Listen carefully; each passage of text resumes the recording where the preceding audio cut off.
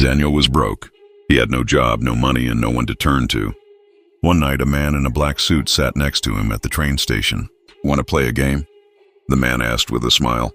Daniel frowned. "What kind of game?" "If you win, you get 100,000 naira. Lose, and nothing happens." Daniel agreed. They played a simple slap game. Daniel lost many times.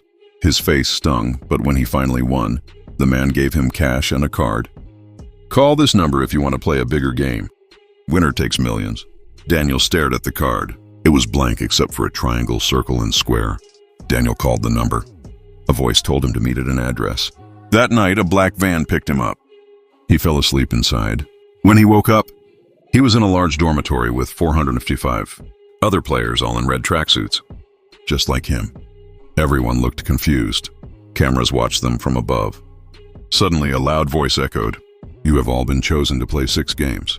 Win all and you leave rich. Lose and you are eliminated." Nobody understood what eliminated meant, but they would find out soon. Red light meant dead light. The first game was red light, green light. A giant robot doll stood at the end of a field. When it said green light, players ran forward. When it said red light, everyone had to stop. Daniel ran on green light. Then red light came. Someone beside him moved slightly. Bang! The person dropped, blood staining the grass. Screams filled the air. Panic spread. People ran, but they were all shot. Daniel froze. Now he understood what eliminated meant. It meant death. He survived the first game by standing completely still. Only 200 players remained. That night, players whispered in fear. Some formed small teams. Daniel joined a group with a smart woman named Ada and an old man called Baba. The second game was to cut out a shape from honeycomb candy without breaking it. If the shape broke, the player would be shot. Daniel got the umbrella, the hardest shape. His hands shook. His sweat melted the sugar a little. He licked the back until the shape came loose. He passed. Ada passed too. But Baba broke his shape at the last second. Bang! Daniel cried silently. Baba was gone. The lights turned off that night. Then chaos began. Some players started killing each other. They wanted fewer people, so the prize money would increase. Daniel and Ada fought to stay alive. They hid under beds using metal bars to defend themselves. By morning, only 89 players were left. The next game was a tug of war on a platform high above the ground. If your team lost, you would fall to your death. Daniel's team was weaker. They had more women and older players. But Ada had a plan. Pull and then let go. When they fall backward, we pull hard again. They tried it. It worked.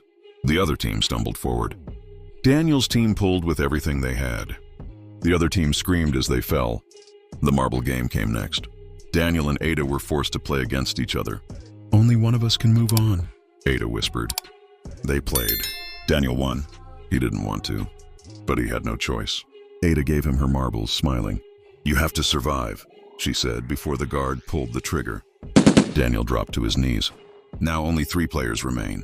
The last game was simple. Daniel had to fight the last player, Michael, a strong and quiet man. The rain poured. The arena was muddy. Michael attacked first, tackling Daniel hard. Daniel almost gave up. But then he remembered Ada, Baba, and everyone else. He fought back, using speed instead of strength. Finally, he pinned Michael down. He had won, but he refused to kill. I'm done. I won the games. I don't want blood money. The guard stepped in. The front man came out of the shadows. You chose mercy. Very rare, he said. Daniel woke up on the street, a bag of cash beside him. He was free, but his eyes were empty. He tried to return to his old life, but nothing was the same. He called the number again, no answer. He went back to the address. It was gone. Was it all a dream, or was the game still watching him? The end.